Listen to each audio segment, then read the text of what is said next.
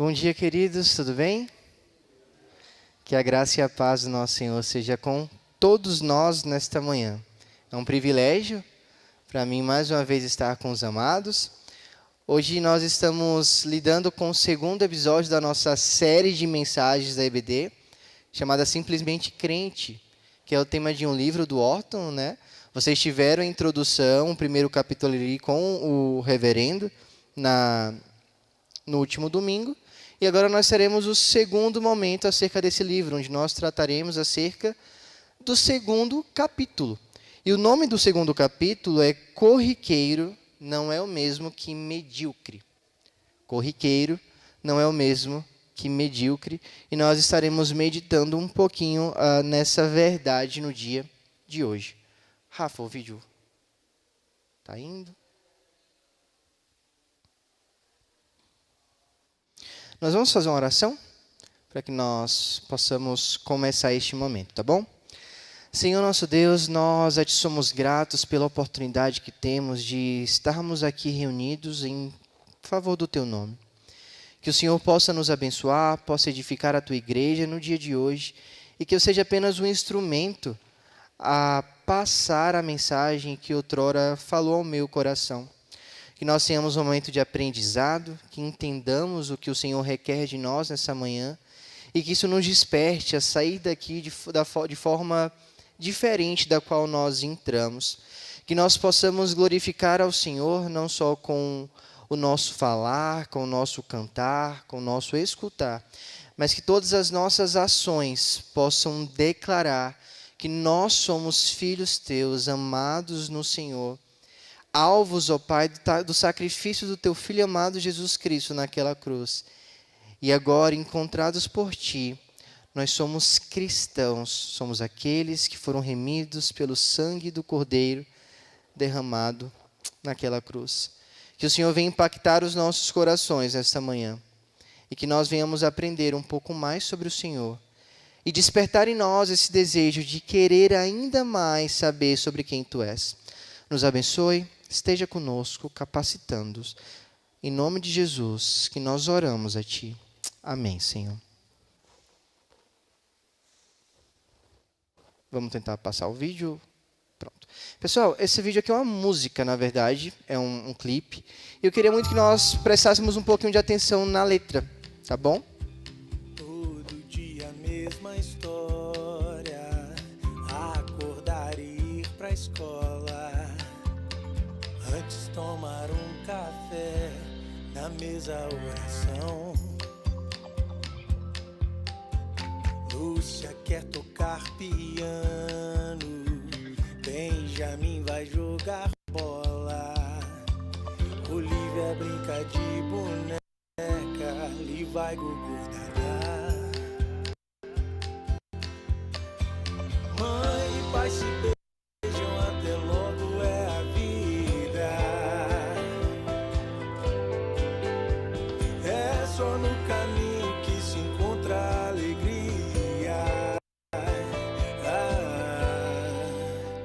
Fim do dia o reencontro, rotina que tem seu encanto. Cantar, sorrir e se abraçar, com o livro em nossas mãos.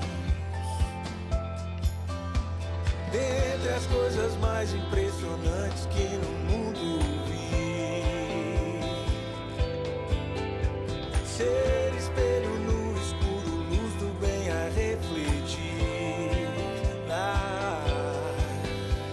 Um homem comum, uma mulher comum, com seus filhos tão comuns, que milagre.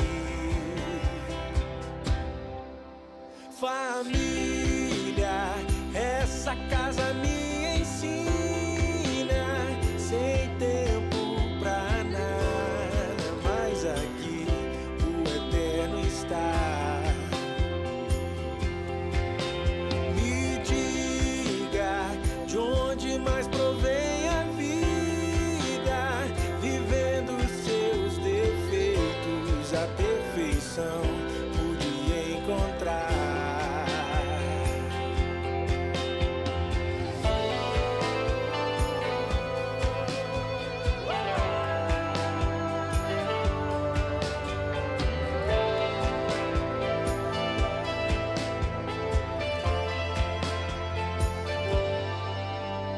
Dentre as coisas mais impressionantes que no mundo vi, um homem comum, uma mulher comum, com seus filhos tão comuns, que milagre. Família, essa casa me ensina, sem tempo pra nada, mas aqui o eterno está. Me diga de onde mais provém a vida, vivendo seus defeitos, a perfeição pude encontrar.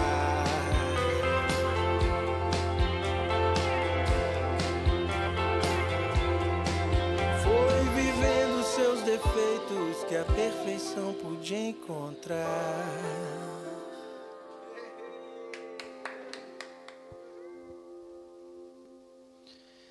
Essa música ela serve como um protesto nos dias de hoje. Nós vivemos dias onde o extraordinário, onde as coisas grandiosas têm mais valor do que a simplicidade da vida. Mas você sentar em uma mesa com sua esposa ou com seu esposo e com seus filhos, isso é um milagre. O ordinário é belo. E o que nós tratamos nesse livro é justamente essa verdade. O ordinário é belo. A beleza nas coisas simples da vida.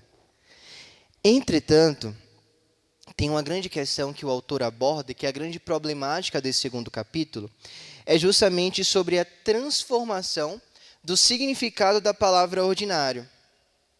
Porque hoje o ser ordinário é ser algo medíocre, é ser algo que possui baixas expectativas. E aí vem a grande questão. Como que essa mudança de significado afeta a nossa vida cristã? Como a mudança de significado da palavra ordinário nos afeta enquanto cristão? Nós estamos tentando resolver... Conseguiu? Ai, conseguiu, graças a Deus. Eu vou ter que pedir para passar? A gente vai conseguir fazer com o passador, tá?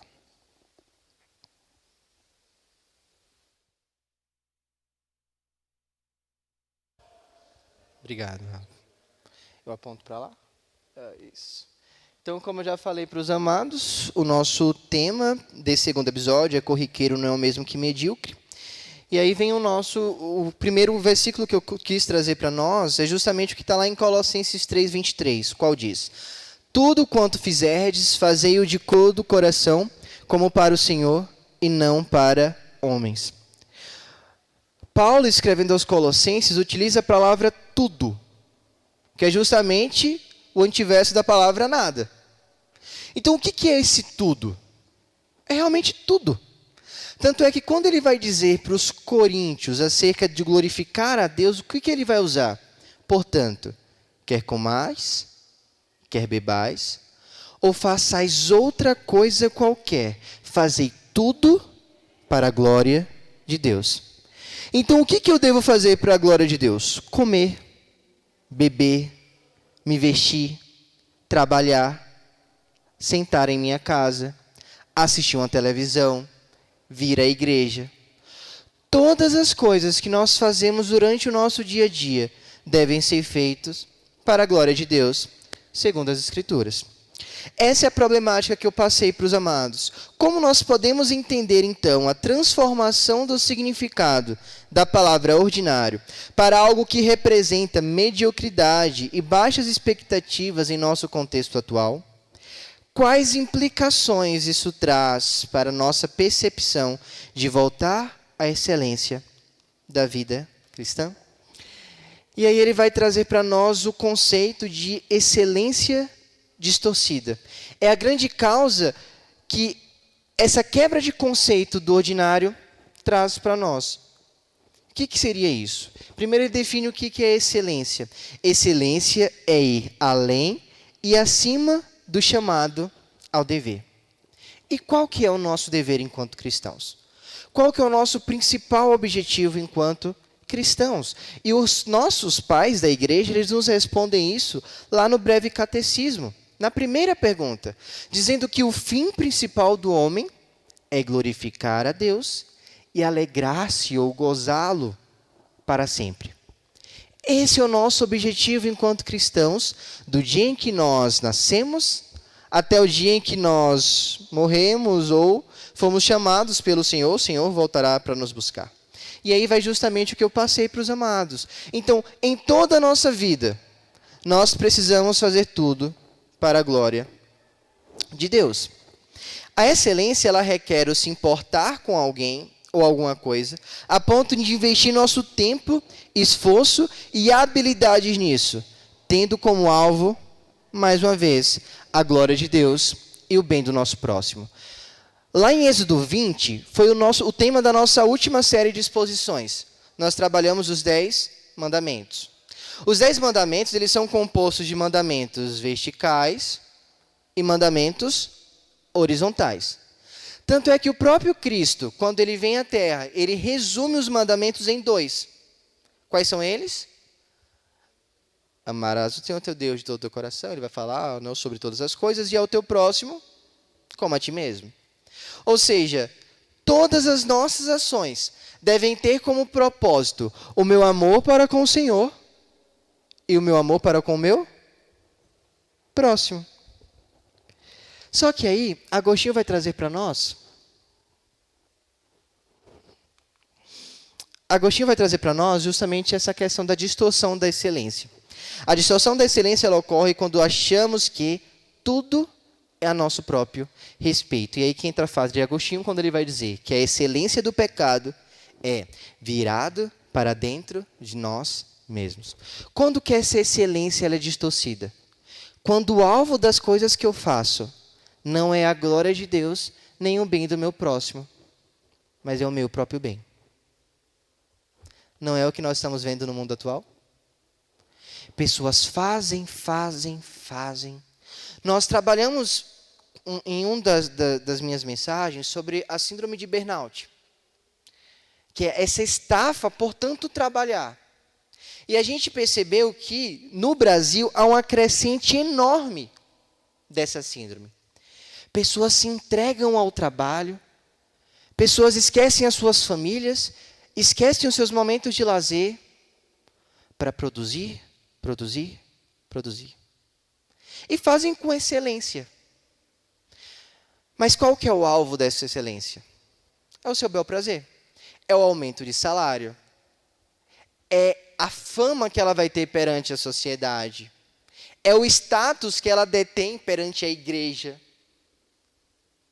Mas tudo isso é uma excelência distorcida, porque reflete em nós o pecado que há no nosso coração. O fruto da excelência é determinado por seu objetivo. Somente o valor do objetivo poderá sustentar a excelência ao longo prazo. Qual que é o nosso objetivo mais uma vez? Glorificar ao Senhor e alegrarmos nele para sempre. Tudo que eu venho a fazer deve ter como propósito e como objetivo essas duas questões. Se eu faço com excelência, tendo esses dois objetivos, amém. Estou fazendo da forma correta. Mas se eu faço dando tudo de mim, entretanto o meu objetivo é a minha glória pessoal, o que eu estou vivendo é uma excelência distorcida. Qual que é o melhor exemplo para tratarmos sobre isso? Jesus. Ele é o melhor exemplo. E aí o autor fala algo muito interessante. Ele fala que Jesus Cristo tinha um grande, cabeludo e audacioso alvo. Ele resume a obra de Cristo nesses 3 adjetivos. Por que ele fala isso? Porque qual que era a grande obra de Cristo? Como mediador de seu povo, ele tornou-se carne para redimi-los da condição em que haviam se lançado. O versículo que eu acho que todos nós conhecemos, João 3,16. O que diz? Porque Deus, vamos lá? Porque Deus amou o mundo de tal maneira que deu seu Filho unigênito para que todo aquele que nele crê não pereça, mas tenha a vida eterna. Essa é a obra de Cristo. Ele entregou-se, ele veio ao mundo, e não só veio, mas ele morreu em nosso lugar. Venceu a morte em nosso lugar, para que todo aquele que nele crê não perecesse, mas tivesse junto a ele a vida eterna. Esse era o alvo de Cristo. Glorificar a Deus e também sacrificar-se pelo seu próximo. E Cristo cumpriu o seu objetivo, o seu alvo, com excelência. E quando nós estudamos os evangelhos, nós percebemos que toda a vida de Jesus era composta por significado. Nada do que Jesus fez não tinha por trás um objetivo bem definido. Todas as coisas foram feitas com um objetivo principal: glorificar a Deus e causar o bem ao nosso próximo. Ao próximo, no caso dele. Então, desde os milagres, os ensinamentos, os momentos que ele viveu com seus discípulos, as parábolas contadas, os milagres não feitos, o entregar-se às autoridades ali no Getsêmani, o suar sangue, o ver as suas mãos sendo cravadas por pregos em uma cruz, o último suspiro, o seu último pedido, a sua última frase, a sua morte, a sua ressurreição, a missão apresentada a nós agora. Tudo teve um objetivo bem definido. E por ele ter um objetivo bem definido, agora ele passa para nós uma missão. E essa missão está registrada em Mateus 28, a qual diz: Ide, portanto, fazei discípulos de todas as nações, batizando-os em nome do Pai, e do Filho, e do Espírito Santo, ensinando-os a guardar todas as coisas que vos tenho ordenado. E eis que estou convosco todos os dias, até a consumação do século. Então, Cristo cumpriu o seu objetivo, e agora ele passa para nós um objetivo enquanto igreja. Qual que é o nosso objetivo enquanto igreja? Ir por todo mundo, fazendo discípulos. Esse é o nosso objetivo enquanto igreja.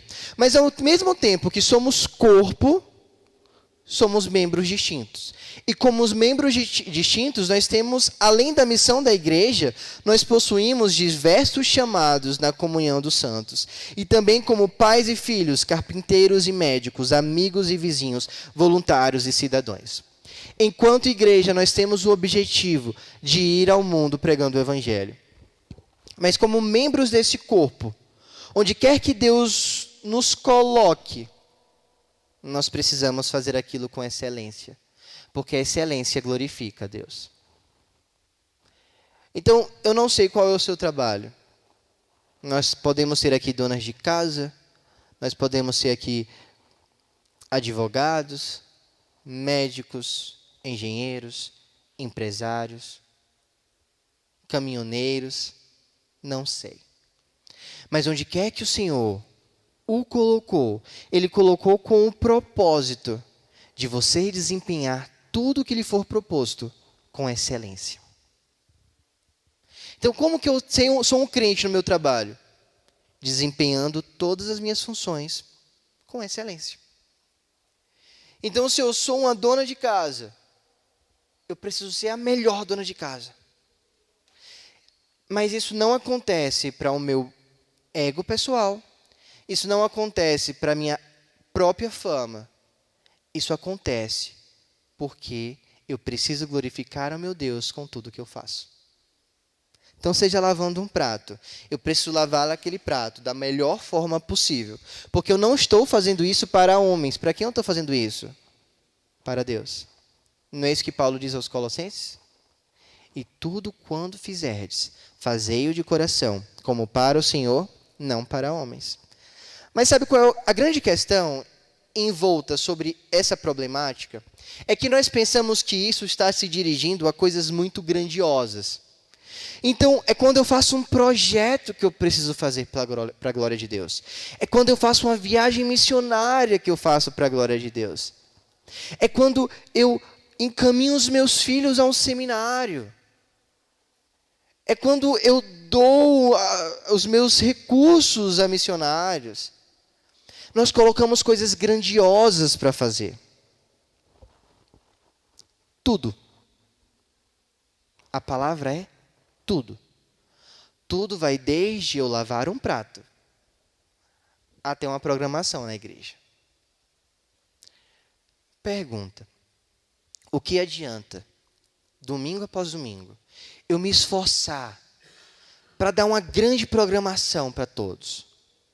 O que adianta eu demonstrar publicamente que eu amo a minha esposa, ou que a esposa ama o seu marido, sendo que dentro de casa eu não consigo fazer isso? Como que eu posso ser capaz de glorificar a Deus ao vir à igreja, se eu não sou capaz de glorificar a Deus lavando um prato? Como que nós somos capazes disso? Se nós não conseguimos comer para a glória de Deus. Muitas vezes a comida para nós é só para matar aquilo que está nos matando, né? A fome. Quando deveria ser toda garfada que eu desse, deveria causar em mim um entendimento de que se eu estou comendo aquilo, é porque muitos processos aconteceram para aquilo chegar na minha mesa. E todos esses processos tiveram como sustentador e mantenedor o meu Deus. Já parou para pensar como que o arroz chega na sua mesa? Quantas pessoas tiveram que trabalhar para que você comesse um arroz? A gente não pensa nisso, né? Tem aquela velha história de uma criança que sempre pensou que o leite dava na caixinha, né? Ela sempre comprou uma caixinha no mercado. Mas quantos processos ocorrem para que o leite chegue em uma caixa?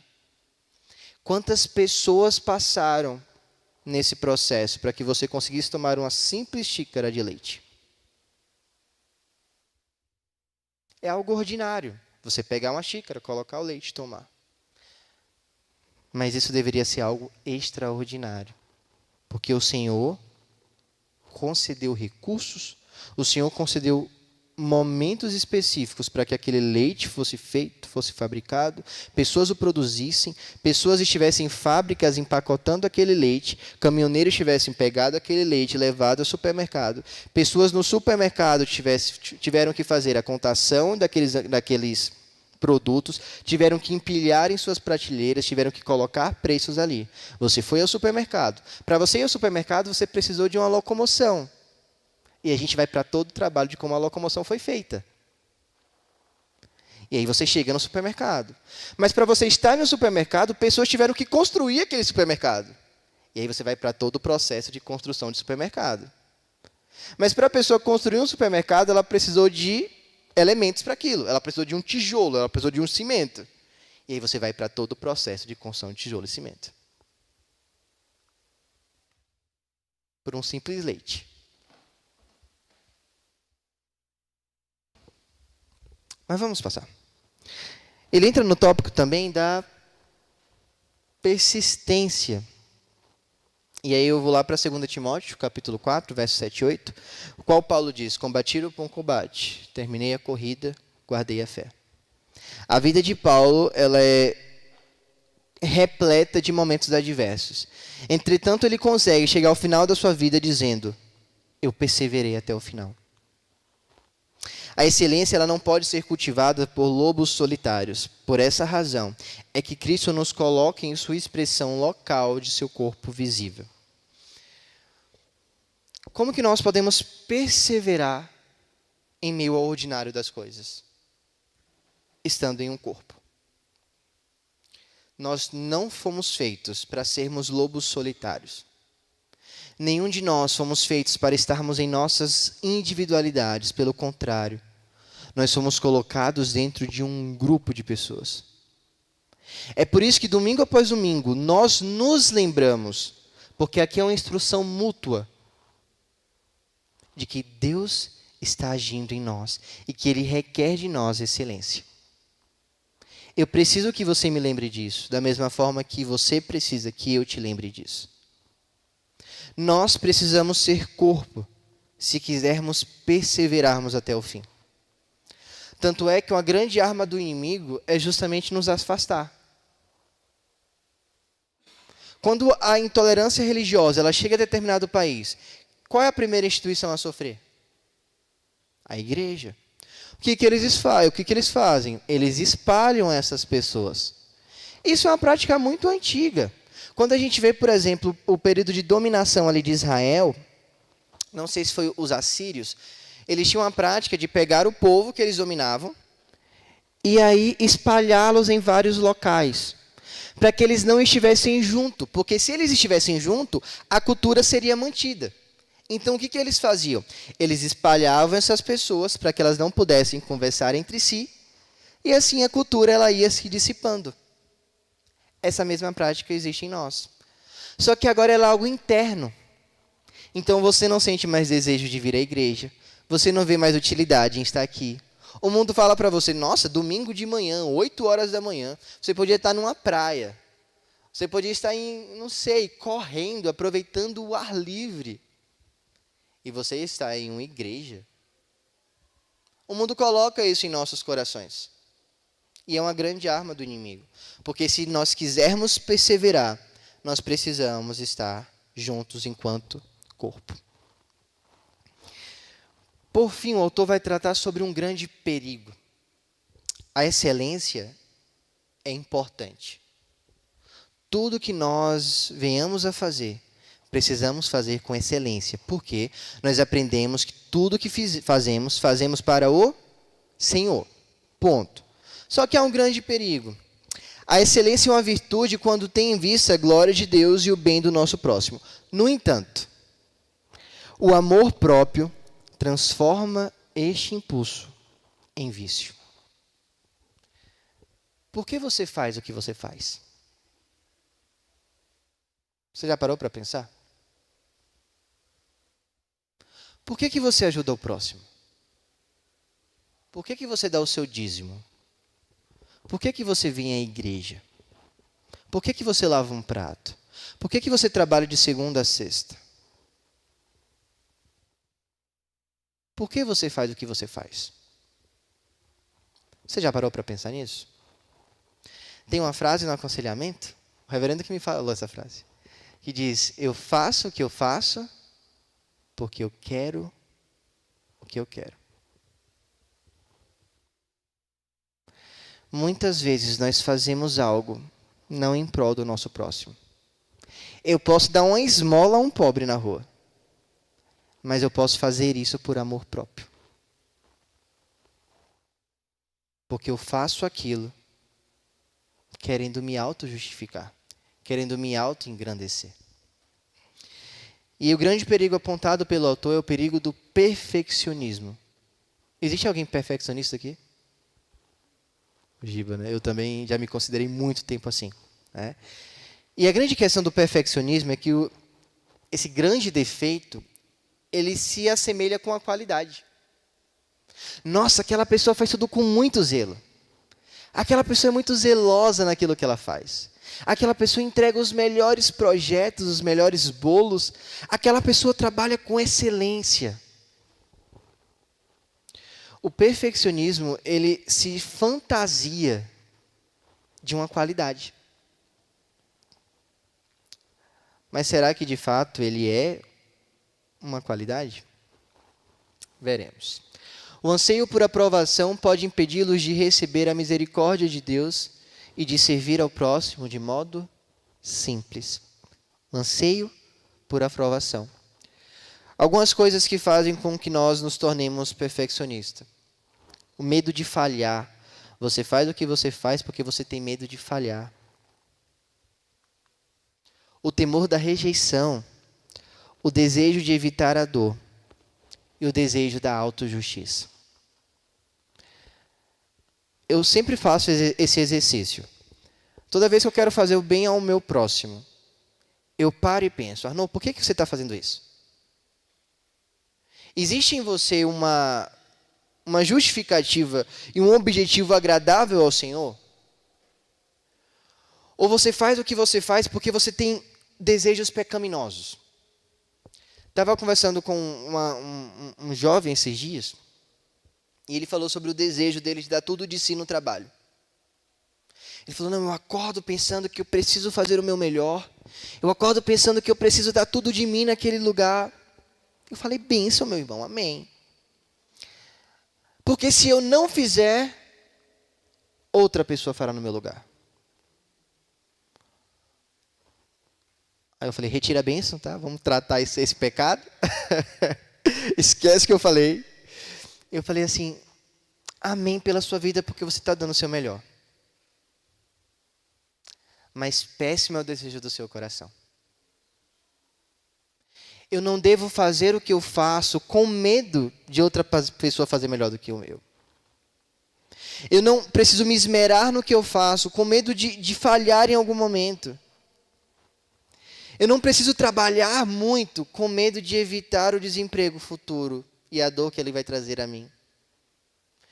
Eu não preciso fazer o que eu faço com o entendimento de uma autojustiça. Não, eu faço tudo muito bem. Eu mereço a recompensa disso. Se isso está no seu coração, há uma grande questão que precisa ser trabalhada.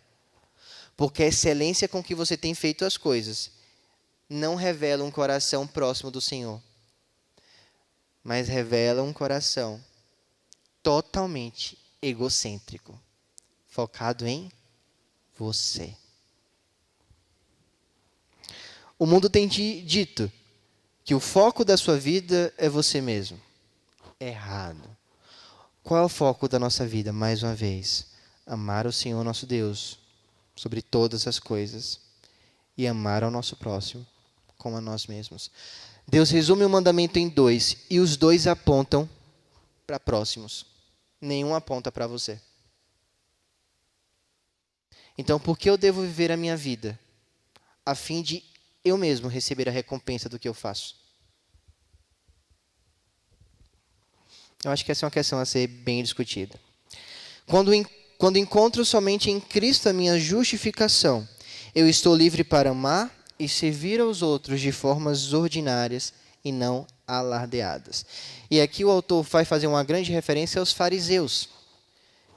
E nós, enquanto cristãos, quando nós lemos os evangelhos principalmente, nós somos rápido demais em apontar o dedo para os fariseus. Rápido demais. Entretanto, muitas vezes nós temos práticas justamente iguais à dos fariseus. O que eles faziam? Eles gostavam de mostrar que estavam em jejum. Então eles ficavam naquele semblante triste, fraco, para que as outras pessoas percebessem que eles estavam na prática de jejum. E assim pudessem falar, nossa, esse rapaz é crente mesmo. Eles gostavam de fazer as suas obras de formas alarmantes, para que todas as pessoas entendessem que eles eram os verdadeiramente crentes. Muitas vezes nós não somos assim.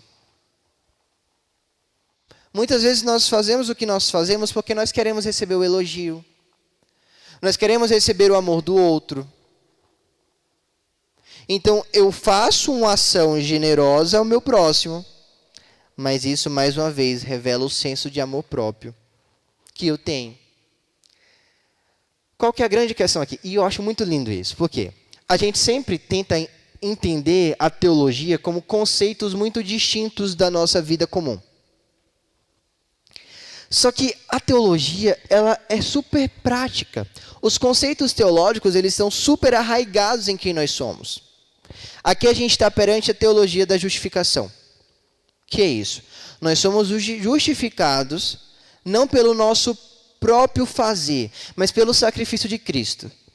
Cristo nos justificou, levando sobre si o peso do nosso pecado. E assim, a vida que era dele foi concedida a nós. Conceito teológico. Quando você entende isso, muda totalmente a prática da sua vida. Se você entende que não são as suas obras que te fazem alcançar o céu, que não são as suas obras que te levam ao Senhor, mas que é simplesmente o sacrifício dele, você olha para tudo o que você faz e você fala, eu não faço isso para conquistar a minha salvação. Eu faço isso em resposta à salvação que chegou até mim. Eu fui muito amado pelo meu Senhor. Eu sou muito amado pelo meu Senhor. E por isso, eu amo meu próximo. Olha como muda de figura. Eu não amo meu próximo como uma moeda de troca para o Senhor. Eu não falo assim, eu vou amar o Filipete e assim eu vou ser salvo. Senhor, você está vendo eu estou amando o Filipete, tá? Não. O Senhor me amou tanto que em resposta ao amor do Senhor, eu amo o Filipete. Essa é a questão. Consequência. Não causa. Consequência. Consequência. Queridos, se vocês quiserem falar algo, tá? Fiquem à vontade. Eu estou falando muito. Se vocês quiserem complementar, fiquem muito à vontade. E ele vai dar um exemplo para nós sobre um jantar. E esse jantar está baseado lá em Lucas 14. A gente vai ler algumas partes dele, tá bom? Primeiro a gente vai ler do verso 8 ao verso 11. E aqui eu vou inseri-los em uma história. E essa história é contada nos evangelhos. Essa história é verídica, tá? Não é uma parábola. Ele diz assim.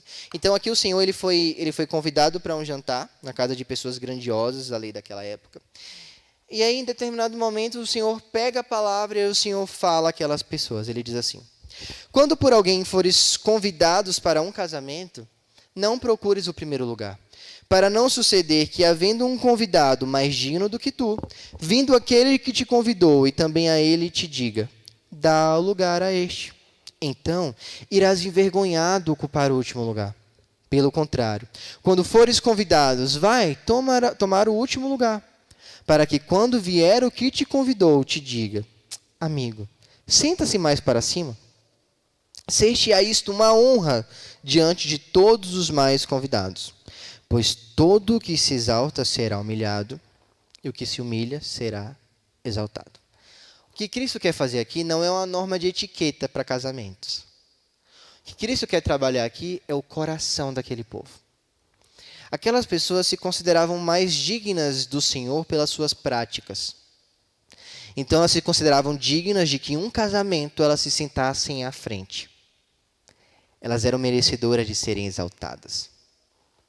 E o que o Senhor quer trabalhar no coração delas é que não é assim que funciona. Porque para o Senhor, os humilhados são exaltados. Aquelas pessoas que por eles eram indignas de participarem de um jantar, para Cristo eram dignas de ocuparem os primeiros lugares. O que Cristo quer trabalhar aqui é o senso de coração. Afinal, tudo começa no coração. Tudo. Se você não consegue transferir o entendimento que você tem do Senhor na sua mente para o seu coração, nada valerá a pena. Nós viramos o que nós chamamos de cristãos nominais. O que são cristãos nominais? Aquelas pessoas que respondem no censo do IBGE, eu sou cristão. Mas quando você contempla as suas obras, em nada você consegue ver. Você quer ser simplesmente crente? Transfira o conhecimento da sua mente para o seu coração. Cristo quer ser amado por ti, com todo o seu entendimento, correto. Mas de todo o seu coração também. Tudo que há em você precisa amar ao Senhor. E depois de trazer esse conceito agora para os fariseus ali, o Senhor faz um pedido a um dos mordomos daquela casa. E o Senhor fala assim: sai depressa para as ruas e becos da cidade, e traze para aqui os pobres, os aleijados, os cegos e os coxos. Depois lhes disse o servo: Senhor, feito está como mandastes, e ainda há lugar. Respondeu-lhe o Senhor: sai pelos caminhos e atalhos e obriga todos a entrar, para que fique cheia a minha casa. Porque vos declaro que nenhum daqueles homens que foram convidados provará a minha ceia.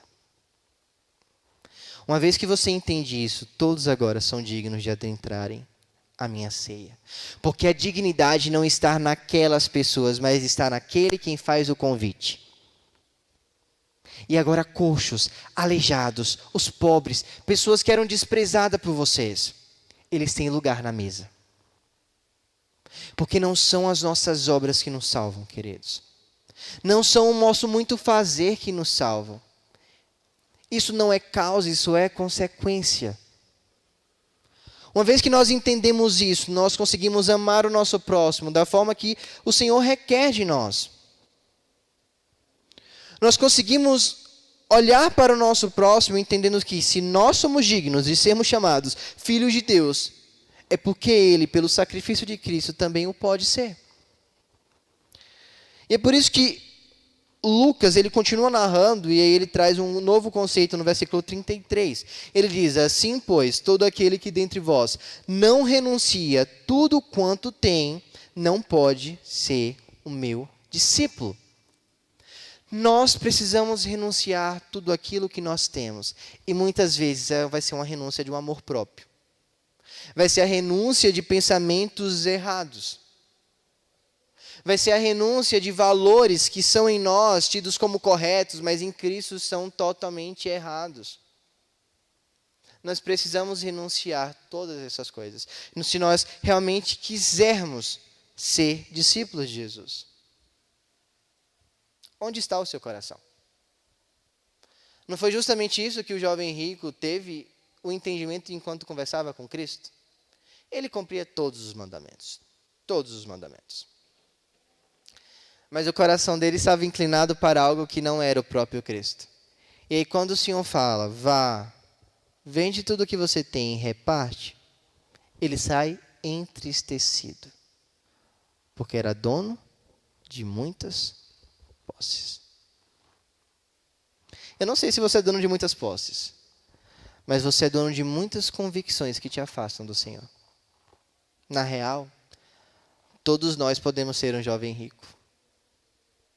Se nós não renunciarmos àquilo que nos afasta do Senhor, todos nós sairemos entristecidos, porque somos donos de muitas convicções que nos afastam do Senhor.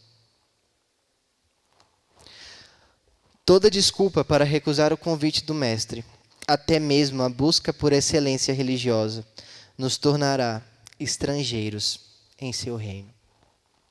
E aqui o autor lida diretamente contra o pragmatismo e o ativismo. Muitas vezes nós fazemos.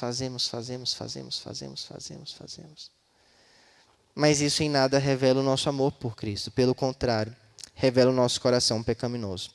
Quando nós transformamos uma piedosa paixão por excelência em ídolo de nossa própria autojustificação, perdemos a coisa realmente radical que Deus está fazendo bem debaixo do nosso nariz. Voltemos à música inicial. O que ela traz para nós? Dentre as coisas mais impressionantes que no mundo vi, e ele vai dizer: um homem comum, uma mulher comum, com os seus filhos tão comuns. Qual a expressão que ele usa no final? Que milagre. Muitas vezes, queridos, nós nos ligamos muito para coisas extraordinárias. Nós queremos ver o fogo cair do céu. Nós queremos ver uma cura acontecendo bem na nossa frente. Nós queremos ver uma demonstração do falar em línguas. Nós queremos ver pessoas profetizando. Nós queremos ver pessoas girando no culto. Nós queremos tantas coisas extraordinárias que nós esquecemos de olhar para a beleza do ordinário. Quando você sentar à mesa hoje, para fazer uma refeição, lembra o que eu estou te falando? A beleza nisso. A beleza no você conseguir sentar à mesa e fazer uma refeição. Isso glorifica ao Senhor. Isso é algo radical que tem acontecido. Entretanto, e a gente já finaliza agora, só com 2 outros pontos. Ser corriqueiro significa rejeitar a idolatria de buscar excelência por razões egoístas. Você fazer coisas ordinárias não impede de você, e não deveria impedir, de você fazer com excelência. Porque, mais uma vez, Colossenses 3:23, tudo enquanto fizerdes, fazei-o de coração para o Senhor. Quando você faz isso ao seu bel prazer, para uma glória pessoal, é idolatria. Você está colocando no seu coração um Senhor que não é o Senhor de todas as coisas. Você está sendo o seu Senhor. Não coloque ninguém acima do Senhor na sua vida. Então, como que nós podemos vencer o perigo do perfeccionismo? 2 últimas coisas. Primeiro, entendermos que somos sempre receptores diante de Deus. Olha o que diz Atos capítulo 17. O Deus que fez o mundo e tudo o que nele existe, sendo ele Senhor do céu e da terra, não habita em santuários feitos por mãos humanas, nem é servido por mãos humanas, como se de alguma coisa precisasse, pois ele mesmo é quem a todos dá vida, respiração e tudo mais. Você não consegue dar nada ao Senhor, você sempre recebe dele. Então, quando a gente fala, eu estou dando o meu dízimo, não, você está devolvendo algo que o Senhor mesmo te deu. Você não está dando nada ao Senhor. Você está devolvendo algo, porque é Ele quem nos dá todas as coisas. A fé salvadora não é inimiga das boas obras, e sim sua única fonte possível. Toda boa obra, ela começa com um ato de fé. E você pergunta, nossa, mas eu conheço meu vizinho. E aquele meu vizinho, ele trata a esposa de uma maneira muito bacana. Ele ajuda os pobres na rua. Ele faz tudo muito bem feito. Só falta ser cristão. As obras deles para o Senhor não passam de trapos de imundície. Porque toda obra humanamente boa, sem um ato de fé, e sem o objetivo de glorificar ao Senhor, não passa de trapos de imundície. É o que diz lá em Efésios 2, 8 a 10, né? Porque pela graça nós somos salvos mediante a fé, isso não vem de vós, é dom de Deus. Não de obras, ou seja, a nossa salvação não vem de obras. Por quê? Para que ninguém se glorie. Pois somos feitura deles, criados em Cristo Jesus para as boas obras. Uai, calma. Nós não somos salvos pelas nossas boas obras, mas nós fomos criados em Cristo para as boas obras. Será que é uma contradição? Não. Mais uma vez a gente vai para o assunto, causa e consequência. Eu sou salvo. Em consequência disso, eu sou criado para as boas obras. Uma vez que você entende que você é muito amado, agora você muito ama. Uma vez que você entende que você foi muito perdoado, agora você perdoa. Uma vez que você entende que você é muito servido, agora você serve ao outro. E o segundo conceito, e a gente já finaliza aqui. Nós somos tanto receptores como doadores diante do nosso próximo. E eu trago 2 pensadores para vocês. Primeiro é Lutero, que diz que Deus não necessita de nossas obras. Nosso próximo é que necessita delas. E o outro é Calvino, que diz que sendo que nossas boas obras não conseguem alcançar a Deus, Ele nos dá outros crentes a quem podemos fazer boas obras. Quem quer amar a Deus pode fazê-lo ao amar os crentes. Conceito de corpo. Diante de Cristo, nós apenas somos receptores. Diante do nosso próximo, eu sou tanto receptor como doador. Aí vem a palavra mutualmente. Então, o que nós estamos fazendo aqui hoje? Eu estou os alimentando, mas vocês também estão me servindo com a escuta de vocês. Quando acabar isso aqui, vários de vocês vão vir falar comigo, pessoas vão perguntar como eu estou, pessoas vão falar que estão orando por mim. Então, veja, eu sirvo vocês. Eu dou algo para vocês, mas eu recebo também muito de vocês. Isso é ser corpo.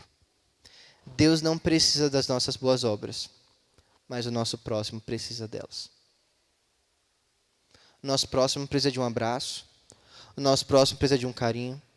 O nosso próximo precisa ser amado com excelência. Você tem amado o seu próximo com excelência? Você tem dedicado tempo para ele? Você tem sentado para tomar um café com um amigo? Você tem convidado alguém para tomar uma sopa na sua casa? Qual igreja você tem sido? Você tem sido igreja apenas nos dias de domingo? Ou você tem experimentado da graça de ser igreja todos os dias da sua vida? Deus não precisa das nossas boas obras, mas os nossos irmãos precisam. Aí que vem o conceito da mutualidade. Observe essa frase. Não vivemos mais voltados para nós mesmos, alternando entre o desespero e o orgulho. E sim mudamos o foco de luz para Cristo, para a sua glória, como testemunha aos que estão de fora, a quem Ele tornará co-herdeiro conosco nesta herança. Encerro com 1 Coríntios 5:9, que diz: é por isto que também nos esforçamos, quer presentes, quer ausentes, para lhe, e aqui apontando para Cristo, sermos agradáveis. O nosso grande objetivo é sermos agradáveis a Cristo. Esse é o nosso grande objetivo. Então, tudo o que você fizer, as coisas ordinárias da vida, façam para serem agradáveis a Cristo. É isso que vai fazer de você simplesmente crente.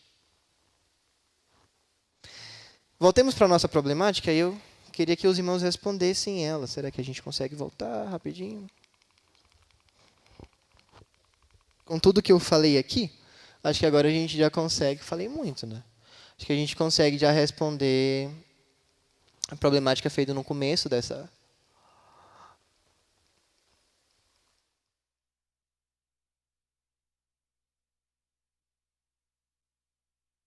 Rapaz, falei mesmo, hein? Agora foi. Vamos lá para a nossa problemática? Então, como podemos entender a transformação do significado da palavra ordinário para algo que representa mediocridade e baixas expectativas em nosso contexto atual? Então, essa mudança de significado de ordinário para medíocre, o que ela revela no coração da atualidade de hoje? E aí, como que nós respondemos essa pergunta? A primeira dali.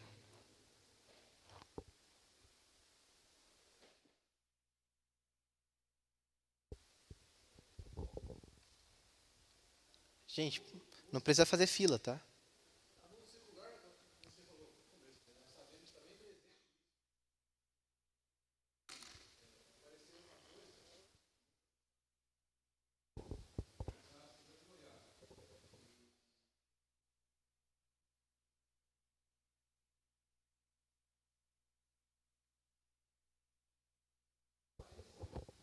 Sim.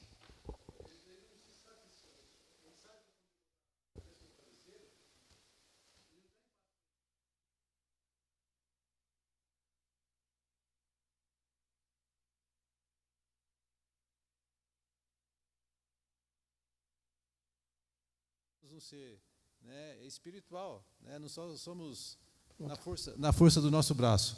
Então, quando ele tenta transformar a vida dele numa coisa, naquele momento, extraordinária aos olhos dele, não como excelência, né, da forma que você colocou, para Deus, né, e para o próximo.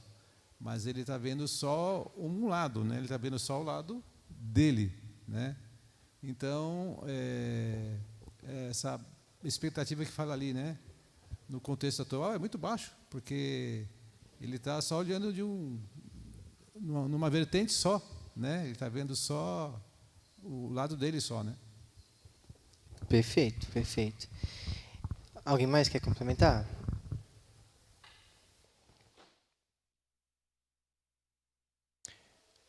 Alguém não?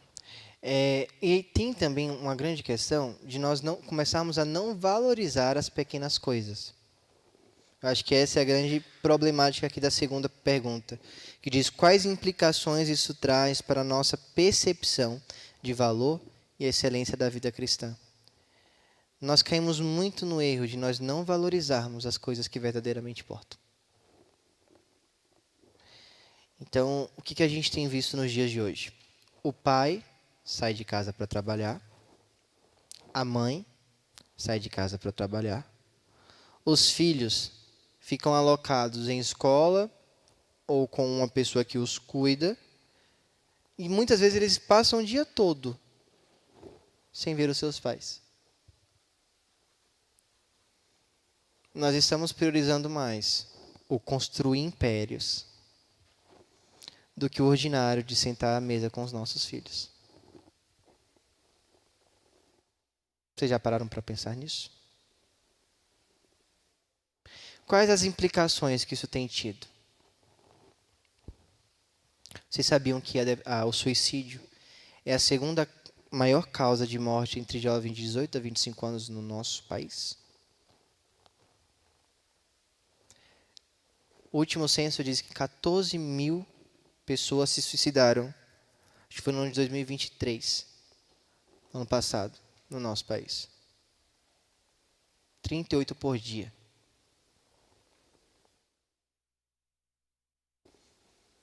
Muito disso de influência de lares totalmente desestruturados. Por quê? Porque a gente parou de ver a beleza no ordinário.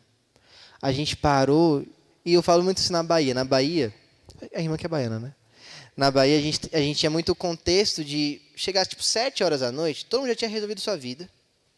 Então a gente colocava as cadeiras assim na porta das casas e ficava só as famílias em uma rua.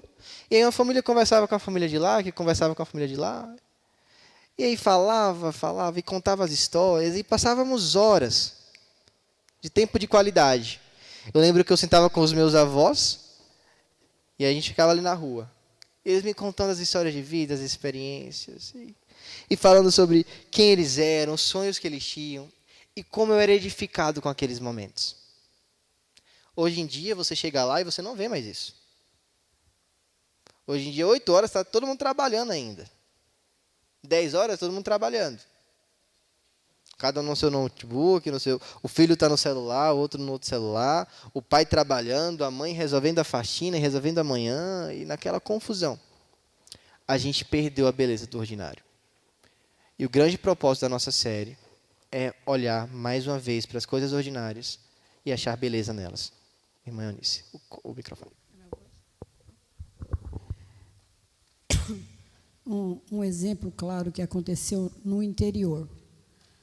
Uma igreja, num bairro, um terreno grande em volta da igreja, do templo, e todos os domingos os crentes chegavam lá, tudo limpinho, com mato cortado, tudo arrumadinho, e ninguém se notou quem fazia isso. Aí um dia o mato cresceu, o templo ficou sujo, e aí foram perguntar, aconteceu alguma coisa? Quem que vai cortar esse mato? Aí alguém disse, a senhora que fazia isso faleceu. Então, aí eles acordaram, porque o comum do irmão, a gente não vê. A gente não vê o comum no irmão. Muitas vezes só vê o extraordinário. Mas o comum era aquela senhora dedicada que limpava o templo, que cortava o mato, que deixava tudo arrumadinho. Ninguém percebia esse comum nela.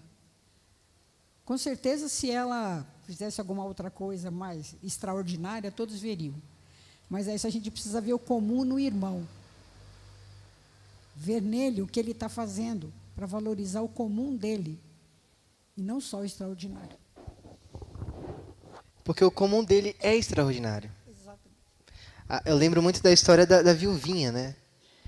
Eu chamo de viuvinha porque eu era na minha infância, né? E tinha uma musiquinha da viuvinha. Mas é a viúva que na Bíblia oferece uma singela oferta ao Senhor.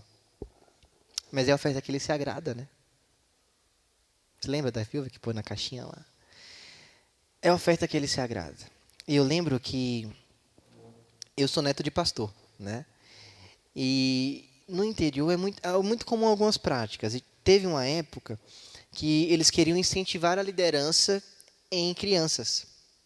Então, algumas crianças iam com os diáconos contar os dízimos, outras crianças iam ao púlpito, ficar lá todo de terninho, assim, com os presbíteros, para começarem a ser incentivadas a isso. E eu sempre amei estar com os diáconos, então eu sempre contava dízimo com eles. Ficava lá sentadinho, lá na minha igreja quem contava dízimo eram os diáconos, e a gente contava. E eu lembro que tinha um irmão, Marco Polo, o nome dele.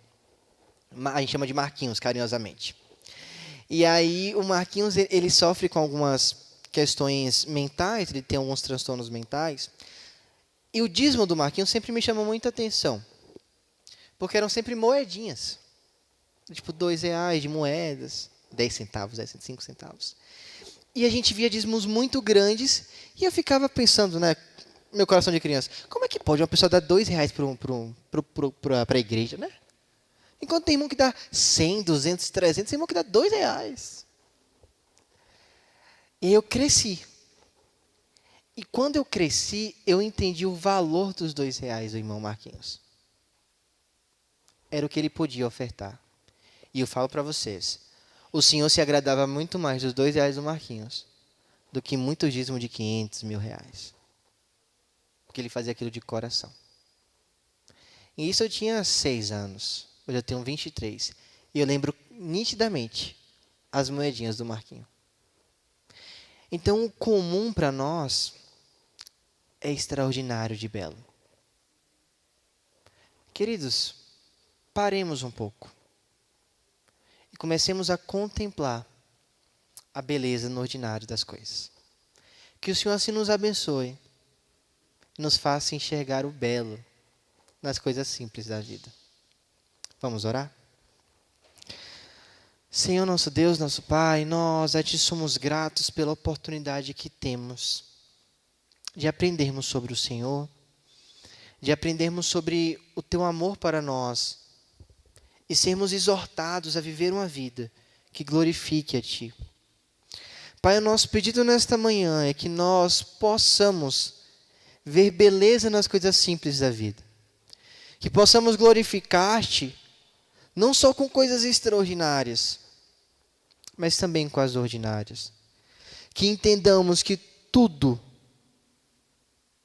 o quanto fazemos e iremos fazer, deve ser feito para a glória e honra e louvor do Teu nome. Que o Senhor seja engrandecido com as nossas pequenas coisas. Que o Senhor seja engrandecido no ato de jantarmos em família, de lavarmos um prato, trocarmos um pneu do nosso carro, de sentarmos em uma cadeira de balanço e contemplarmos a beleza do céu.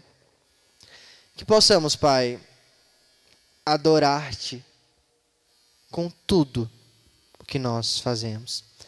Seja essa a motivação do nosso coração, o objetivo da nossa vida. E que isso venha nos fazer entender que a beleza das coisas reside no objetivo que nós temos em fazermos ela. Esteja conosco, leva-nos em paz e nos traga também de volta no culto à noite, se assim for da Tua vontade. Em nome de Jesus que nós oramos a Ti. Amém, Senhor. Obrigado, queridos.